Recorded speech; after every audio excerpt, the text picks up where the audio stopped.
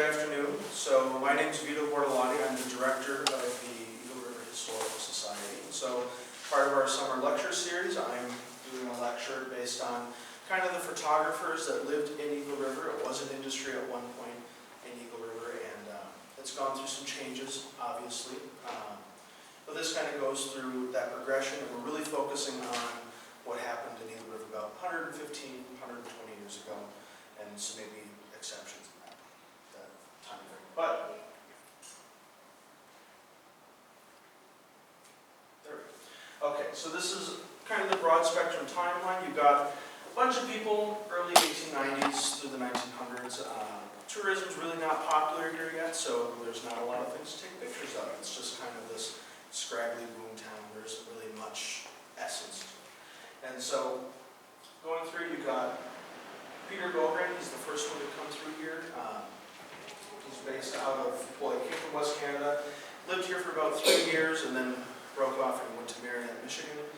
He left in 1893, but he did a lot of those kind of portraits, and also like formal portraits on cards, pictures from the news reviewer at the time. You've got Don Olson, who took over after him. He was only here for about 2 years, and again, you're going to see this kind of high turnover, and that goes through Hulverson or Wolverton, MJ Connolly, you got AJ Buttrick, and so all of these guys, they kind of come in spurts where they take over, or they buy each other out, they buy out their studios, they buy their equipment, and it's not until really the turn of the century that you start seeing a more committed effort. So you've got Walter Gander, who does a lot of stuff for the newspaper, and he's got a lot of, let's say, amateur pictures to start with, and then he starts doing more professional stuff later on. But you start getting this phenomenon of tourists coming up here and taking some really high quality pictures of the area. So you've got people like Kingsbury, Colby, Fogle, those people, they come up for kind of the big events. So you'll see the dairy show is very popular for people to take pictures of. But then the three other ones, you've got Parfit, which isn't mentioned here, he's got a bigger slide dedicated on, and then Johnson. So these people are really from the turn of the century to the 1940s, and then you got 1930s to the early 2000s. So just an example of some of Peter Bogren's stuff. So based out of Eagle River, Wisconsin, he was on Wall Street originally, but this is an example of some of his headshots. For some reason, there was text, didn't save, so I don't know what happened to it. But nonetheless, Henry Ashby, he's the subject of this photograph. He's Eagle River's first black man, and so he's a Civil War veteran, former slave from Missouri, comes up to the north to Eagle River, no less, which is pretty unpopulated at the time. And he's a well-beloved figure in the town. We have lots of documentation of people fighting for his pension, him trying to get medical relief, lawyers, doctors, all of them giving him high praise. But he unfortunately passes away from pneumonia, I think, in 1908. So he is buried in our cemetery, and listed as a Civil War veteran. So, wrong way.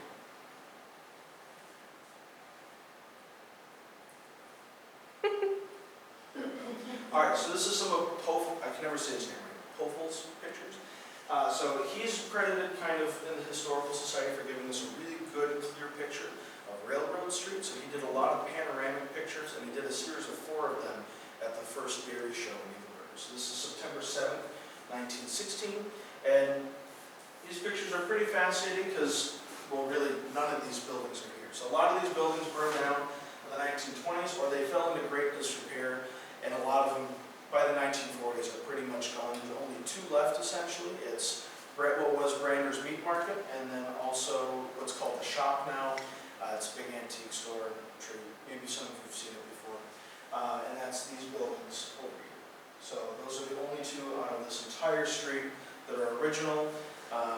Schlack's is maybe the exception, and that one's from like 1888. So we're going on.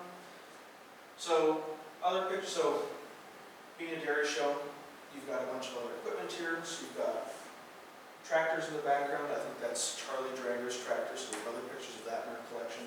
But you've got all these stanchions. You've got displays going on in the background. You'll see other pictures of that as you carry on. Got the bridge in the background, the steel truss bridge. So that bridge was only a wagon bridge. It was torn down probably mid-30s to be replaced by the Memorial Bridge that is now also gone and has been replaced by a current one. But nonetheless, I think it's also a fun thing to think about. You having a dairy show in a pretty popular park, this is in Riverview Park, and they just put up fences and posts and having cows and their waste everywhere. So just a different time of, you wouldn't maybe see that at a carnival. And then, so with this picture, sorry, I mean to cut in, you've got also over here would be more of an event. So you've got another kind of commercial enterprise that's been long gone, but you can see buildings of that over there. So again, it gives you a different perspective of Eagle River that's really been gone for quite some time. So Kingsbury, he's from Antigo, he's based out of Antigo. He eventually moves to Oklahoma for whatever reason.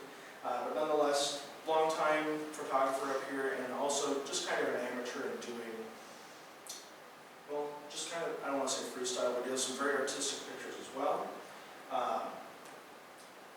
Going on the lakes, you'll see that he's, this isn't him, but being chartered around and kind of giving a snapshot into how other people are living on the lake. You've got a Wanigan in the background, which is essentially a very primitive raft with living quarters on it. And so Wanigans were really popular in Eagle River, whether they had cook shanties on board or they were floating mercantile stores, so they would go around to all the logging camps and cook food, go to the next one where they deliver hardware. There's one story of one having an organ on it, a family organ, and people playing it, and it just echoing across the lake. So it's, while you've got these nice launches here, you've also got these kind of industrial tar paper studded kind of garbage rafts, essentially is what it is. But you got your nice dog there. So he's holding his pennant, cigar in hand, and then they've got two wicker chairs just sitting in the back of it for whatever reason. So just a fun, interesting picture. But here's your main picture on Eagle River. So this one, probably 1910s. You've got your, this is the old courthouse, or the tin courthouse. This was built in 1893 when we became a county. You've then got Crystal Springs in the foreground, or sorry, the front. Boathouse is still there. The actual resort is also still there. It's just been kind of pushed up the hill and receded. So it's very different than what we maybe are used to now. So that's still there. All these boathouses are gone. But then you also have, I believe, what's called the Ellis Home. And so they're the ones that started the First National Bank, or that curved bank on Wall Street. Other things to note in this picture, a lot of trees in the background, but a lot of stuff also cut down in the foreground. So you've got your fairgrounds in the back as well. What were the fairgrounds in the 1800s? This is also by Kingsbury. So this is Wall Street looking west. Again, very primitive in Eagle River. This is again probably 1915, and you've got your Hotel Veronica here. You've got horse stanchions out front. Someone's selling hot lunches. And it says McGill's Hot Lunch Alleys. I don't know what that means, but no paving or no paved roads. You can see all the ruts in the streets. You've got electric lamps up there, so we had electricity then. I know we had. Light and Power was founded in 1898, so we've had electricity since 1898. I know we've had telephone service since 1891, and plumbing, I think, in 1893. So pretty nice utilities to start. Doesn't mean everyone had it, but you can see evidence of it at least being applied down to. This is now Wall Street looking the other way, and again, some very interesting details in here. You've got kind of boards so people aren't covered in mud. You've got dogs laying on the side of the street, more electric lamps, but then also seeing what people occupied in the above offices. You've got a lawyer there. It's Higgins was the lawyer in the old O'Connor block, so where the bank is today. Dentist, Dr. Thorpe, and then other buildings as they carry along. So Eagle River kind of stops just past where except for this one. Really, what's her name? The wine bar, Katie Hayes' wine bar. So that's essentially where Eagle River stops, circa 1910, 1950. And then, threw this picture in here because I think you see a lot of these pictures where it's kind of grainy or fuzzy or whatever, but this is a very clear exposed picture from 1909.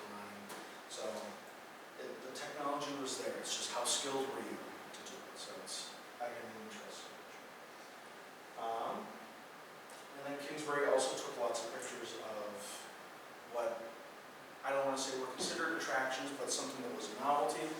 People always read or see about Indians or Native Americans. And so to have a tourist go up and actually see them in the Birch Bark canoes and on the shores of, I can't really read it, this is Lake Scene near the resort. So not very descriptive. Nonetheless, a pretty unique window into, again, an era that's been long gone. So moving on to our next one, we've got James Henry Parfitt. So he's the other, he is probably the most established or mainstream photographer that we know, at least in the Historical Society. He's responsible for a lot of our projects and helping with a lot of research. But this is him and his wife, Rena. And so he originally started out in Tigerton, or near New London, Wisconsin. I'm trying to think how he did this. So a lot of logging happened down there, and as the town was beginning to expand, people wanted tourism, postcards, people visiting, and so he thought it would be a good idea to go up north, take pictures, and try and sell those pictures back to the resorts so that people could take home a memento or at least promote the good qualities of their resort. So after making several trips, he was on the postcard man, known as the Postcard Man, and then eventually founded his own studio in Eagle River in 1916. He'd been coming up for about 3 or 4 years prior, but formally starting in 1916, and then selling out to his competitor, Francis or Jack Johnson, in 1946. So, and that's him with his wife, Rena, in 1926.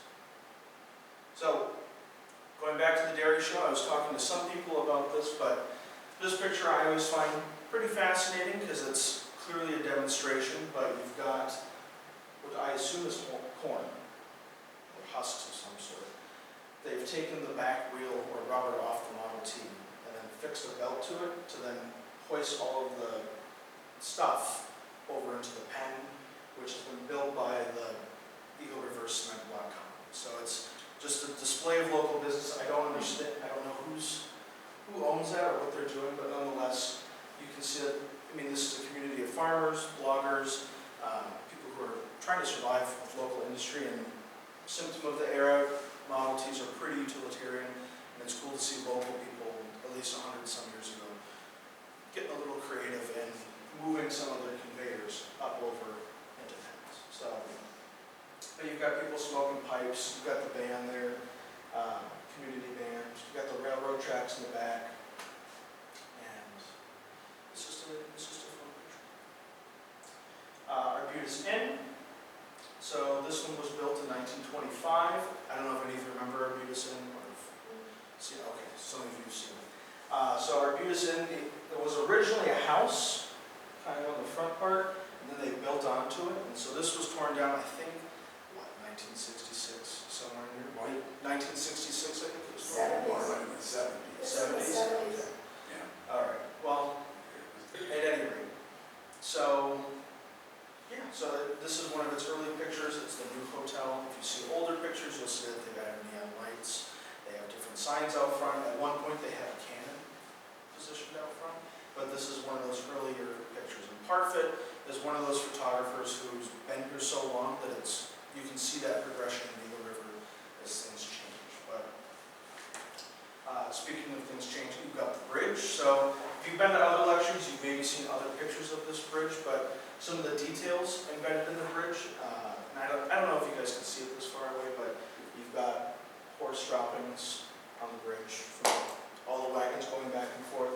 You've got the sign saying there's a $5 fine if you go faster than the walking pace. You've got kids playing in the bridge there.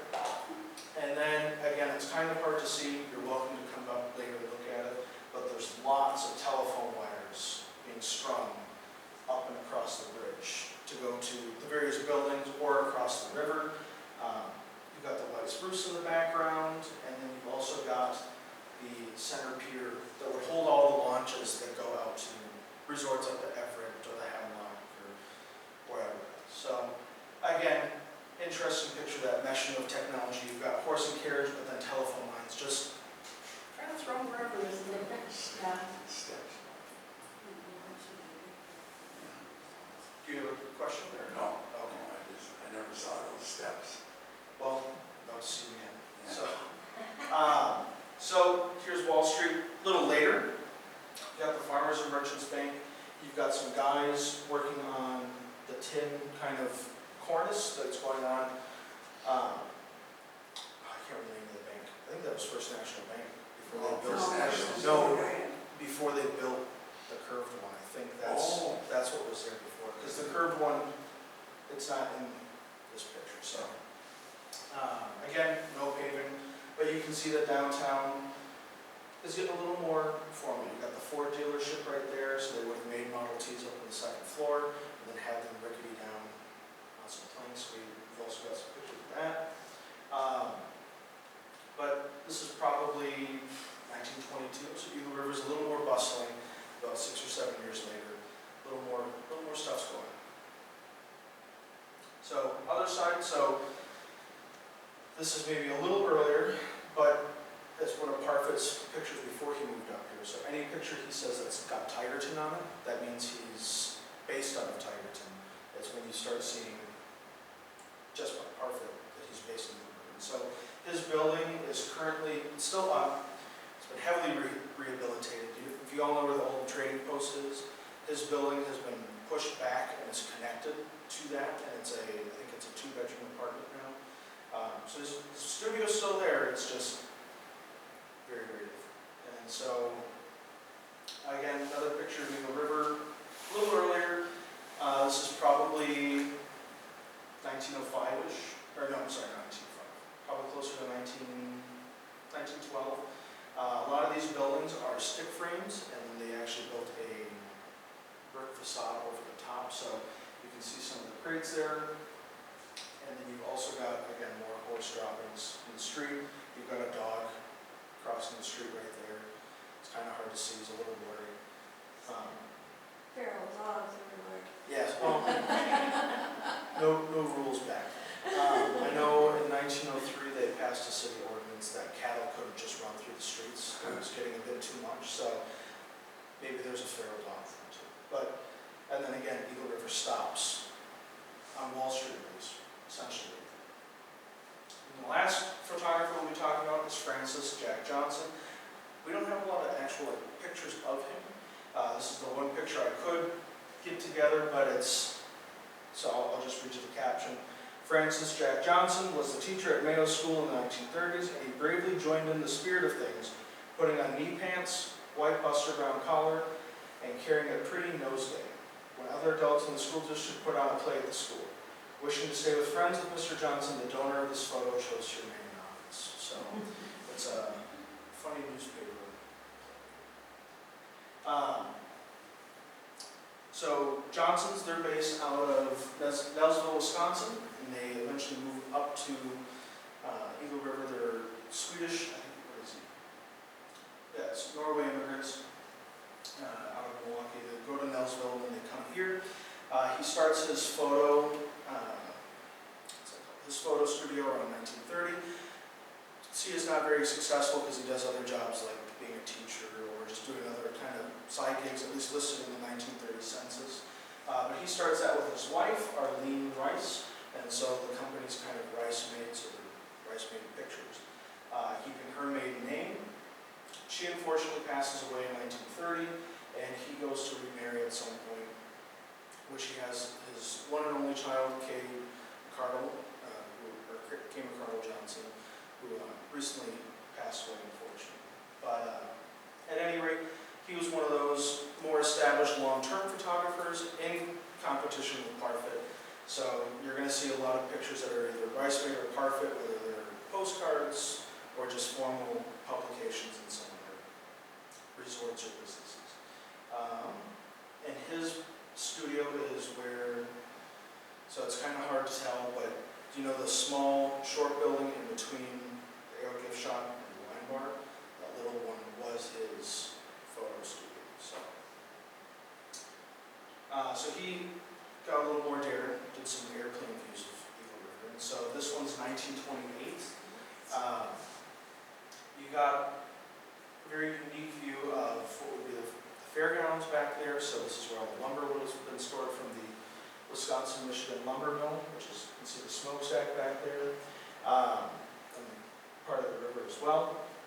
But a lot of the streets are still unpaved. You got people with backyard gardens trying to get through it all. Just because it's the 20s doesn't mean everyone's rich and glamorous. But you've got a lot of residential neighborhoods. You can see the clotheslines back there.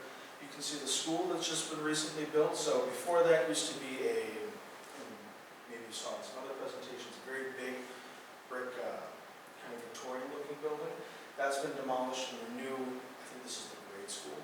Grade school's been constructed. So, and then you've got the power plant way back there. It's a little tower, and that's what provided electricity prior to Ottawa Rapids. So again, he does a lot more kind of clear photogenic pictures.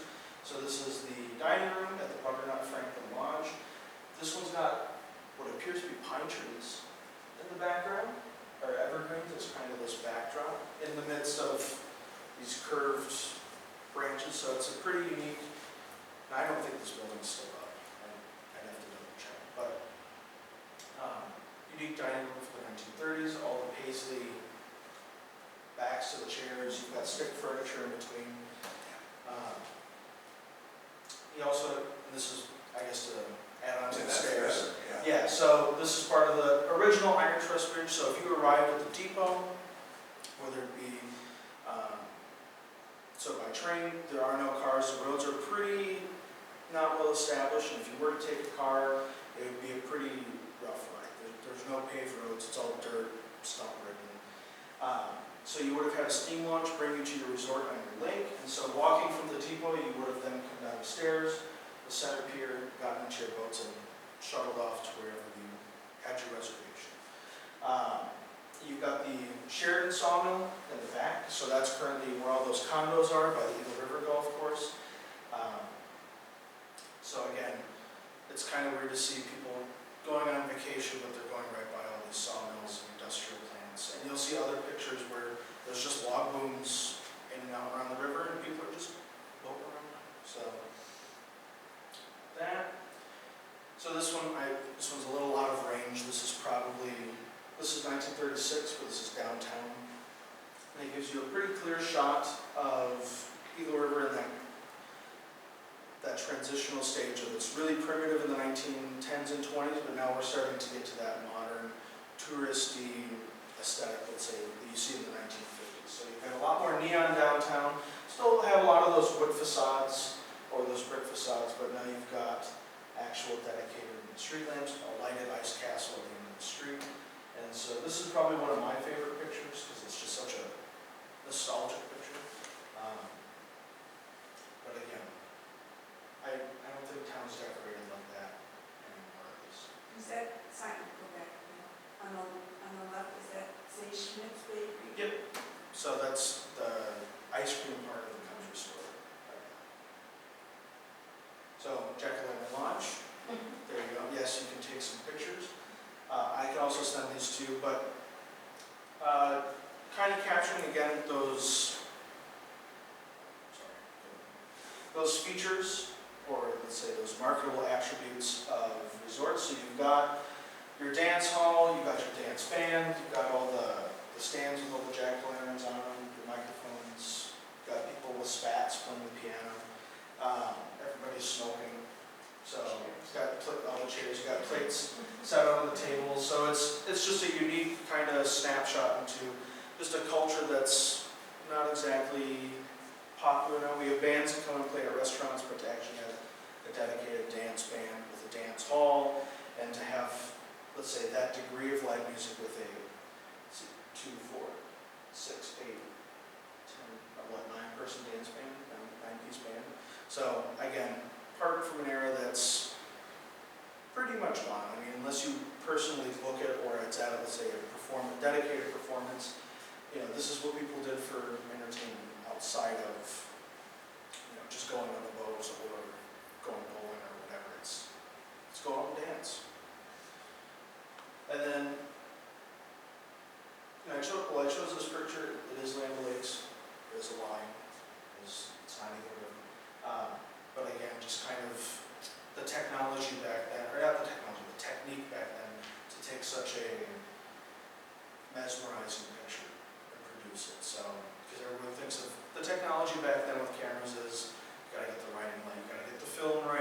get the exposure right.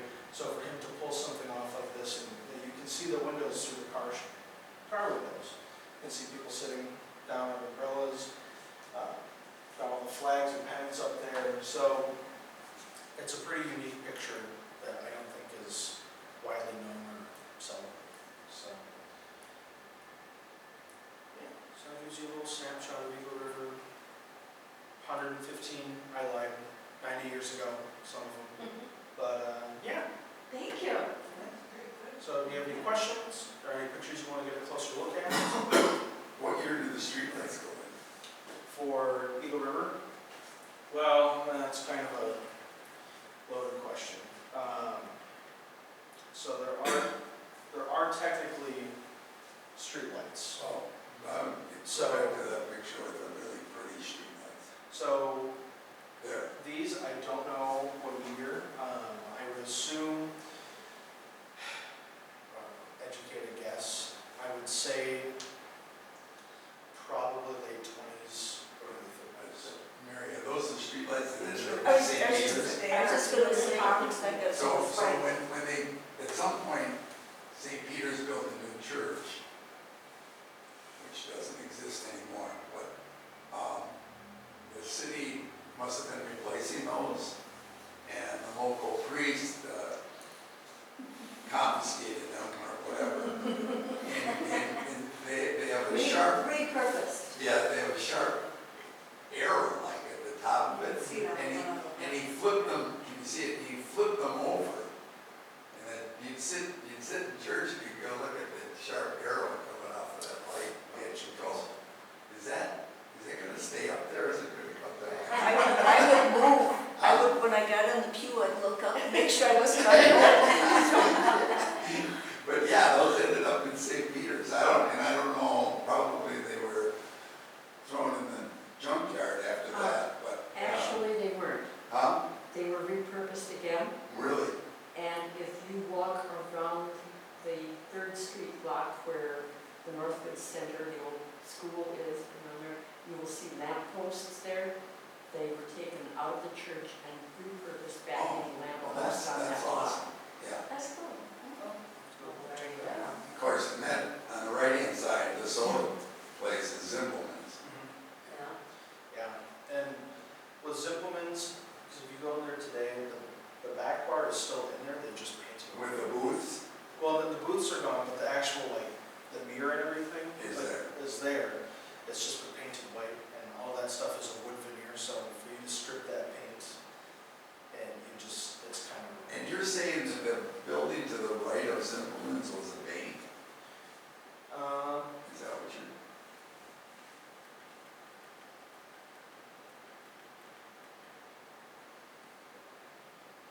So Oh, this right here it was a bank. was a bank. Oh, before Zimbelman's might not have been there then. So Zippelman's been there, I think, since what, the 1890s, and he started as a saloon.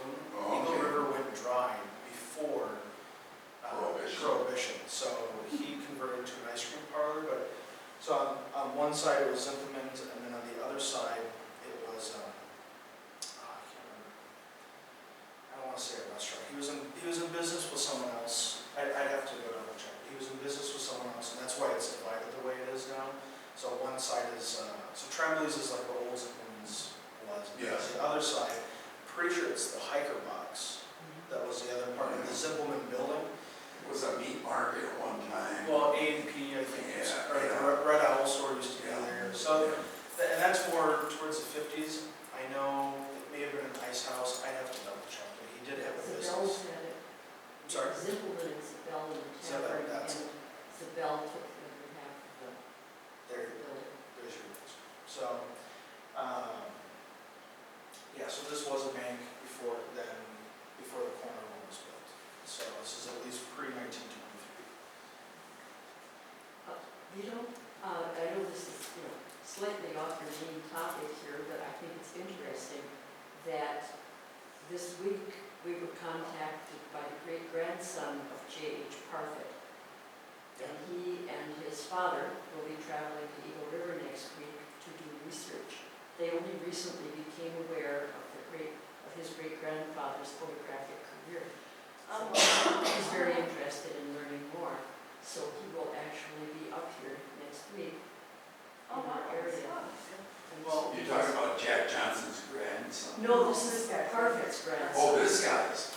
His great-grandson, grandson and great-grandson will So, be coming up. yeah, and so before I actually got here, he called me too, and we were chit-chatting, and he's from the Madison area, but his family, he still has family in, the New Berlin, or where is it? New London, Wisconsin. So there's still family in New London, and the other half is in France. But, and the other thing, I'm just gonna throw this out there, is you're welcome to take a look at it, but also, yesterday, we had a meeting for Eagle River becoming a national registered district, or historic district for downtown. And so, the reason why I'm doing this presentation is a lot of these guys, their pictures were instrumental in figuring out when things were built, when they were torn down. I mean, everything down to when the movie displayed on the marquee was there to help date pictures. That was used in determining when buildings were eligible, contributing, or have historic importance to Eagle River becoming a historic district. So that means all the people downtown can apply for tax credits, they can help build, or help restore, or at least fix some of their buildings so they don't get to disrepair, get torn down. And so in here, you're welcome to come up, take a look at it, flip through it. This is not the formal approved version. That'll be in Milwaukee on the 23rd. But this is a good enough version for people to flip through. And it goes down to when the first stone was laid, to where the original owners came from. It's a very exhaustive and complete history of essentially Wall Street and what's left of Railroad Street. So, Good job. does anyone have any questions? Does anyone want to look at anything? Okay, all right. Well, thanks for Thank you. Good job. appreciate it. Did you have that picture? Did you ever see that? Yeah, I have that picture. Yeah. Yeah. Yeah. What you talking about, the music site? Yeah. I've never seen it. You know, Chuck, you didn't mention Chuck Taylor, but that's, Yeah, the owner of the, you know, he actually had this goes back into the 20s and 30s, he did a monthly newsletter, and I have those newsletters. oh, from Jacqueline and Lodge. Yeah, we have. And they're 4 pages. Oh, wow. Yeah, it's unbelievable. Wow. He had as many as 70 employees. Wow. I believe it. I mean, Yeah. between the dome, Well, between the dome, but the band, the bartenders, yeah, the cooks, yeah. the cleaning lady people, the guides, yeah. It was quite the place, and people would come in. Well, it was convenient because he could just pick them up at the depot and drive them up to the jet line, versus the other people having to go down the steps to get on a boat to go Sure, out. yeah. What year was the bridge built? You know that? So the first bridge was built. No, the bridge on between Catfish and Voyager. Oh, that, I'm having 70 or so? I feel like, 70 east? Yeah. 70 east. I don't know. That's a good fact. You should. I'll have to look that one. You should. He's giving you homework. That's fine. Then you know the name of all the golf courses that were originally in the area? The Eagle River area. Powder Rapids. I don't know that one. Yeah. But, I know there's Everett, Eagle Waters, there was the Eagle River Golf Course, because there's only like 3 or 4. So Otter Rapids. Otter Rapids is one of them. The third one was, or the fourth one was out on 70, where Ailman's is, Okay. and that was called Glen Eagles. Oh, that sounds And familiar. he actually hit the ball over Highway 70. Oh, okay. There was a green on one side and a green on the other. There you go. That's fine. Or, That's fine. More of an asphalt track than a sand track. Yeah, but that closed, that and Otter Rapids closed during the war and then never came back. Okay. So then it ended up being just Eagle River and Eagle Waters, Interesting. or Lake Forest. Yeah, because, I didn't know that. Cool. That's kind of surprising they didn't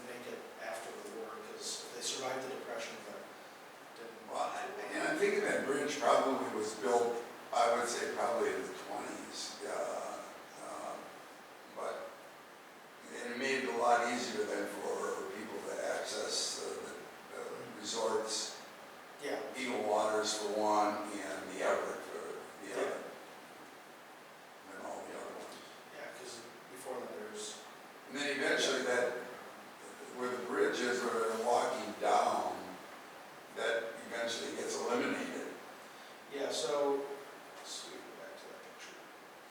Yeah, right So- there. That gets eliminated. And I don't quite understand why they did do that. Why did they do that rather than not just access this side of it? Are you saying down, Yeah, down here? So Right. there are lots of pictures of boats. boats there. But so, because there's such a high volume of resorts out there, Yeah, that's what it was built. and this was taken out probably 1937 when they put in the new bridge, because this bridge just couldn't handle A, the amount of traffic, and B, the weight of the cars. So it was, because if you look at the actual bridge, it's really, it's a steel platform essentially, and then you've got wood blocks, or wood boards. It's not conducive for high use. all the bridges into it. You're talking about the switch bridge? Or all of the bridge? Oh, the wood ones that go Yeah. across, yes. Same way. Those ones. The train Yeah. runs over the top of it. Yeah, no, I've seen those before. Terrifying if you think It is. about it. Just, Especially when you're little, you have no control. yeah, Those so, guys at home. yeah. So does anyone else have any questions? Anything they'd like to add? No? Feel free, no pressure. So, when you said Key River ended essentially at the end of Railroad and what, Main? No, Railroad and First Street? Well, so. What's across street? Well, he labeled this wrong, because this is Wall Street. Tourists. Right there.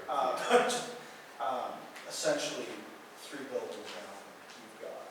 When Skinny Harold's dad built the Harold building, they said he was crazy because he built it way out of town. That's funny. Well, then you've got the trailers right on the side. That's And kind the of. picture of the grade school is interesting. The gymnasium isn't there. So the gymnasium must have, right, Mary? So I'm pretty sure the high There's school. no gymnasium there. Yeah, that was added later. That was added later, huh? That building doesn't look familiar. And there's some of those houses that are still there. Yeah. The little white one, the second one from the bottom was right there. Yeah, that house is still there. Yep, that church. And the church is there. Boy, that's This green. house is there, this house is there. Yeah. Congregational still there. Yeah, And I thought, Actually, this one's gone, so that's Gabby Boucher. yeah, Most of these are still there, there's the Ford garage. yeah. The That's- library, or No, that's, one building, it's a thrift store. It's a, because Timmy's is yeah, right there. right. So it's a thrift store, yeah. This is City Hall, that's, the City Hall's right there. Yeah, Right there. Old Big River. yeah. It's weird to think how much it's. We were Catholic, Mary and I, so we thought all the bad people went to that school. I went to kindergarten there though. Tell us, where'd you go to school? Yeah. Yeah, My mom wanted- that's what the nuns told us, yeah.